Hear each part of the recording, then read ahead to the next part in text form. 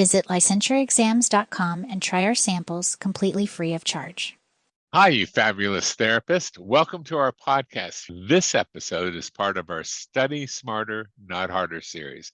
My name is Linton, and this is my super cool co-host, Stacy. How's life in the frozen northern tundras, Stacy? Well, you know how I feel about the cold here in Michigan. You can always add layers, Linton, but when it's scorching hot in Florida, like where you are, there's only so much you can peel off before you get arrested. That's true. Well, speaking of hot and cold, we have got a sensuous episode here for you today about how you can use your senses as a powerful tool to enhance your learning and trigger your memory when you're studying for your licensure exam. Sound intriguing yet, Linton? Yeah, it does. Tell me more. Alrighty. So the first thing that you need to know is that our brains are wired to remember things that we experience primarily with our senses. And that's why 70 to 90% of our communication is totally nonverbal. And you've experienced this before when you smell something and it immediately triggers a specific memory. So, for example, this happened to me just a few days ago. I was out browsing around in an antique shop and I passed by this stand with these old perfume bottles. Mm. And I took a whiff and just immediately it smelled exactly like my grandmother's house. And I felt like I was just walking around in her house. I could immediately visualize like where her bookcases were and where her Victorian lamps were. And I haven't been there in years and years. So it was like all these details could remember that I'd never be able to tell you about if you just kind of asked me off the cuff to describe her house. Hmm. Well, something like that happened to me yesterday too. Remember the perfume white shoulders? Well, I was in Publix. It seems like I spent all my time there. And this old lady walked by and I got a whiff of her perfume and it immediately transported me back to Mrs. Pinkerton's science class. Mrs. Pinkerton was my first crush, my first love. Yes, can you imagine that? And I hadn't remembered her names in years. So all of a sudden, just the smell of the white shoulders evoked all these memories that I had totally forgotten. Uh-huh. So let me see if I understand this correctly as it applies to students who are studying for their exam. If you pair any sense, sort of like sight, smell, taste, touch, sound, with a concept that you're trying to learn, it helps to reinforce the memory and makes it more likely to remember it in the future.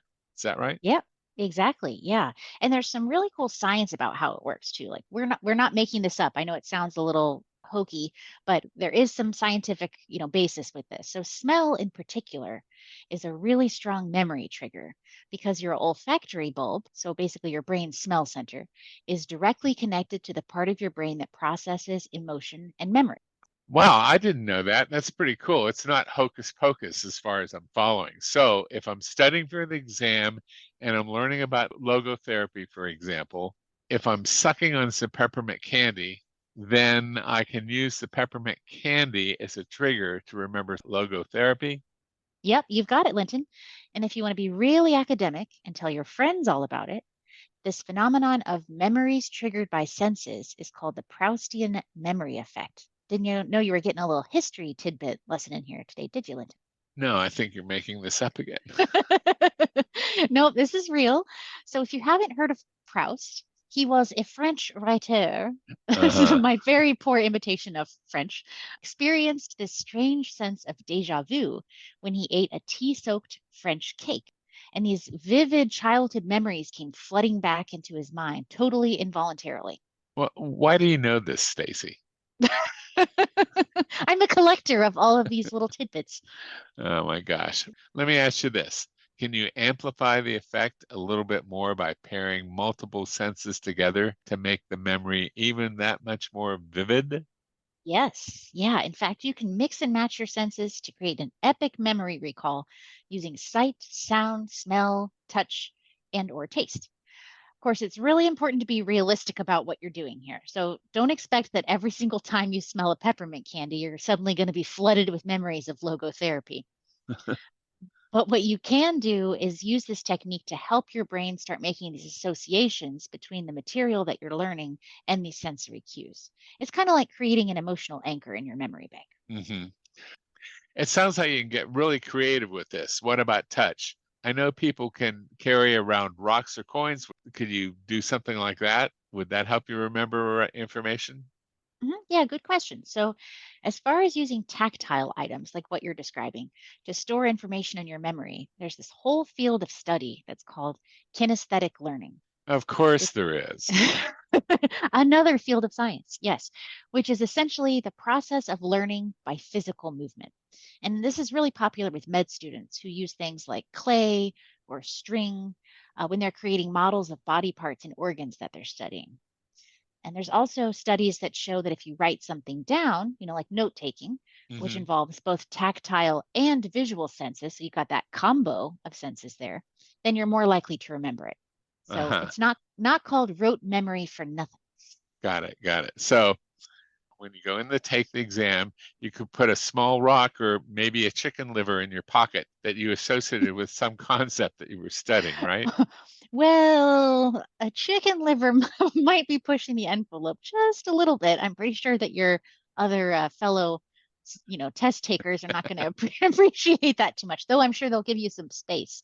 But a rock seems harmless enough. Okay. Well, it sounds crazy, but look, you may pass or fail this exam by one measly point. And I can assure you, many people have failed by with just 1 point. And so try this. Maybe not with the chicken liver, but go ahead and try this. So what do you have to lose? And Stace, what about, I've just thought about an idea. What about wearing the exact same clothes you've been wearing all the time you've been studying for the last 3 months for the exam? Well, here's an idea, especially if you live down in Florida where, you're sticky and sweaty, three Watch it. months of, well, it might be odoriferous, but a pass is a pass. Yeah, well, there you go once again with those 50-cent words, Stace. Well, that's a wrap for today's episode. We hope that you came away with some ideas of how you can customize these concepts and you can use your senses to pick up a few extra points on the exam.